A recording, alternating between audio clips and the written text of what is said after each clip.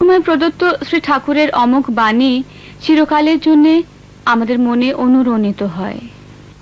অদ্রির বিকট গর্জন, চাপলার চাপল্লাস্য, ঝঞ্ঝারা পাগল নৃত্য, যা স্বস্তিকে ব্যাহত করে, কত জীবনের প্রাণ ধারাকে অতিষ্ঠ করে তুলেছে। প্লাবন উচ্ছল, যা কত অসহায় কাতর জীবনকে চ্যুতির গহ্বরে এনে উৎখাত করে ফেলেছে। কোথায় ভাসিয়ে নিয়ে গেছে তারই অর্থনা। দুর্দিনের ধামন্তর উজ্জ্বল উদ্ভাবেও মা আমার থামেননি। তিনি চলে এসেছেন সন্তানকে সান্ত্বনা দিতে, রক্ষাকে প্রতিষ্ঠা করতে। এই মার আবাহনের প্রথম আসন হচ্ছে বোধন বেদী, যাতে বিল্লবিভা বিলায়িত উচ্ছ্বাসে উচ্ছল হয়ে মায়ের বোধনের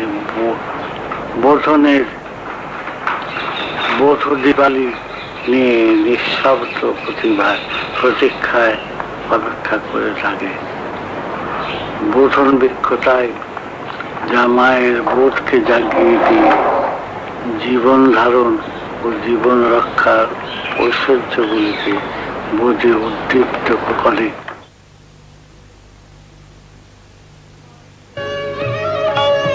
বয়স বেড়ে চলে, পার্থিব শরীর ক্রমে অশক্ত হয়ে পড়ে। লোক সমাগমের তবু বিরতি নেই। ঠাকুর একইভাবে আলাপ করেন, আদর করেন ভক্তদের। মানুষকে কাছে ডেকে তার দুঃখ দূর করেন।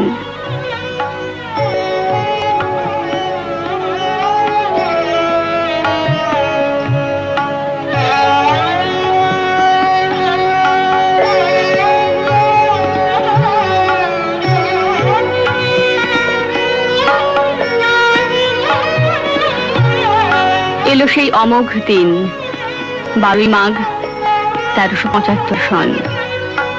ইংরেজি 1969 খ্রিস্টাব্দের 27 জানুয়ারি, ব্রাহ্মমুহূর্ত 4:55। অমৃত লোকের পথ যাত্রা করলেন সদাহাসময় মানবরূপী ভগবান শ্রী শ্রী ঠাকুর অনুকূলচন্দ্র।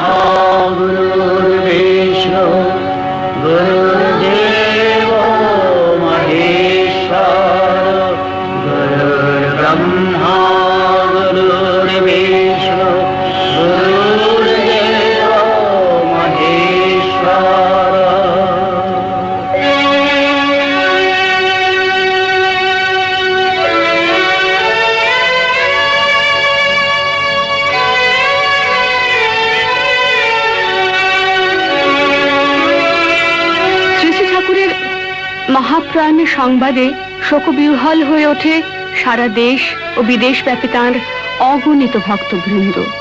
শ্রী শ্রী ঠাকুরের চিতাভস্ম নিয়ে যাওয়া হয় দেশের বিভিন্ন স্থানে, বিসর্জন দেওয়া হয় দেশের বিভিন্ন নদীতে।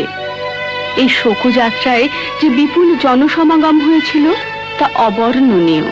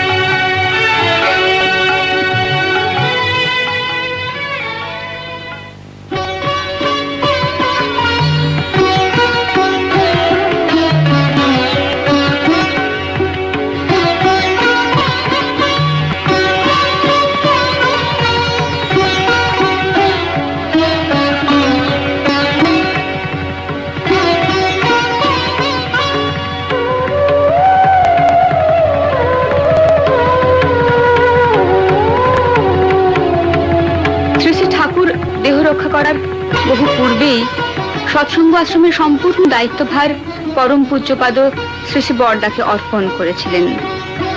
তার সুদক্ষ নিয়ন্ত্রণে সৎসঙ্গ আশ্রম ও প্রতিষ্ঠান আজ এগিয়ে চলেছে সত্যের পথে, জ্যোতির্ময় লোকের অভীষ্ট লক্ষ্যে।